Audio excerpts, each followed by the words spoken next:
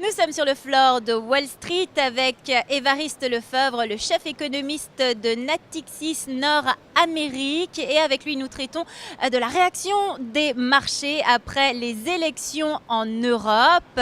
Évariste, bonjour. Alexandra, bonjour. Et merci d'être avec nous. Merci à vous.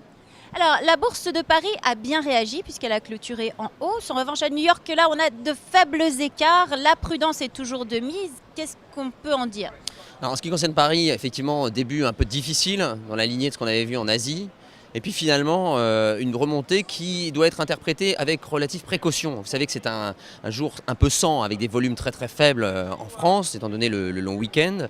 Donc on ne sait pas trop s'il s'agit d'euphorisme, ce qui serait surprenant, ou plutôt de débouclage de positions vendeuses, puisque finalement, ce qui était attendu est arrivé, à savoir l'élection de François Hollande et puis l'absence de véritable majorité en Grèce. Donc dans un tel contexte, les investisseurs qui avaient fortement vendu et engrangé notamment beaucoup de gains la semaine dernière, avec de très très fortes pertes en Europe, ont peut-être préféré plutôt se retirer. Et je verrais plutôt ce signe-là, une sortie de position vendeuse, short donc, que des investisseurs qui se précipitent en se disant ça y est, c'est bon, on peut acheter.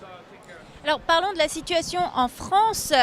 Les analystes, en tout cas ceux de Standard & Poor's, disent que François Hollande n'est pas à craindre pour les marchés puisqu'il ne risque pas de remettre en cause les traités européens, mais on parle plutôt d'un pacte de croissance. Est-ce que ce pacte de croissance, s'il est accepté, quelles seront les réactions sur les marchés et est-ce que l'Allemagne laissera faire ? Alors voilà, d'une part sur ce pacte de croissance qui a été annoncé plutôt comme une révision du traité européen, du traité fiscal, on n'a pas vraiment de détails, on ne sait pas vraiment quels sont les engagements politiques et les souhaits économiques du nouveau président. Donc ça c'est la première incertitude. La deuxième c'est qu'effectivement on s'achemine davantage vers une option qui serait un complément, donc un pacte de croissance complémentaire d'une relative rigueur fiscale et ce qui est tout à fait logique. Rigueur fiscale ne veut pas dire non plus rigueur austérité fiscale. Alors, ce qui est important dans ce contexte, ce sera effectivement que politiquement, ce sera peut-être plus difficile à imposer que économiquement, puisque les marchés veulent de la croissance. Ils ont compris que l'austérité à tout craint, ça ne marchait pas et ça mettait en danger l'euro. Donc maintenant, il faut convaincre les Allemands, Angela Merkel, effectivement, mais qui, elle aussi, est relativement fragilisée. On l'a vu avec des élections locales ce week-end. Et elle a besoin du SPD, donc Parti socialiste, social-démocrate allemand, qui devra lui aussi faire plutôt le porte-voix de François Hollande en Allemagne que l'inverse. Donc effectivement, ça promet des débats très intéressants et surtout vitaux pour la survie de la zone euro, donc d'avoir un petit peu plus de croissance en Europe, pas spécialement plus de déficit budgétaire, mais plus de croissance, à savoir comment on le fera. Et je pense que la Commission européenne est elle aussi plutôt engagée dans cette voie. Un pacte de croissance pourrait-il pas remettre en cause, mais en tout cas modifier le mandat de la BCE? Alors c'est complètement différent. Le mandat de la BCE, effectivement, et c'est là où il y aura une opposition probablement plus forte, puisque François Hollande souhaite que la BCE, dans son mandat, puisse être un prêteur en dernier ressort. Donc ça veut dire, en gros, qu'elle puisse acheter directement de la dette publique pour aider les États. Et là, pour le coup, on s'oppose à la sacro-sainte orthodoxie allemande, et je pense que là-dessus, il n'y aura pas de quiproquo, il n'y aura pas d'accord possible. Et je pense que c'était plutôt du domaine électoral d'ailleurs, puisque même en France, au sein de beaucoup d'institutions, on considère que ce ne serait pas une très bonne idée. D'accord.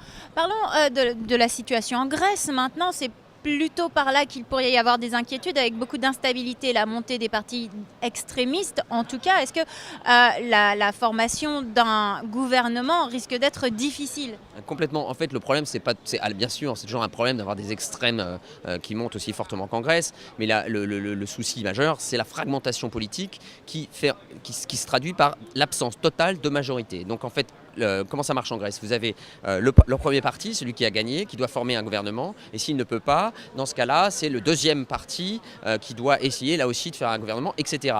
Et le problème, c'est qu'au bout de 2 ou 3 partis, si on n'a pas de coalition possible, l'issue, c'est une nouvelle élection. Et je pense que tout le monde se fait à cette idée qu'on aura une nouvelle élection. Ça fait que reporter le problème plus tard, puisque de toute façon, le vrai enjeu maintenant pour la Grèce, c'est l'acceptation à la fois sociale, bon ça on sait qu'elle n'est pas là, mais maintenant politique, des réformes qui sont exigées par les bailleurs de fonds internationaux. Et c'est là effectivement où il y a un vrai risque pour la zone euro. Et c'est d'ailleurs dans cette mesure qu'on pourrait être surpris de voir une absence de réaction majeure sur l'euro qui, après avoir ouvert relativement à la baisse, est passé en dessous de 1,30, finit la journée plutôt pas mal orientée. Eh bien, Évariste, je vous remercie. Merci à vous. Et je rappelle à nos spectateurs que vous êtes le chef économiste de Natixis en Amérique du Nord.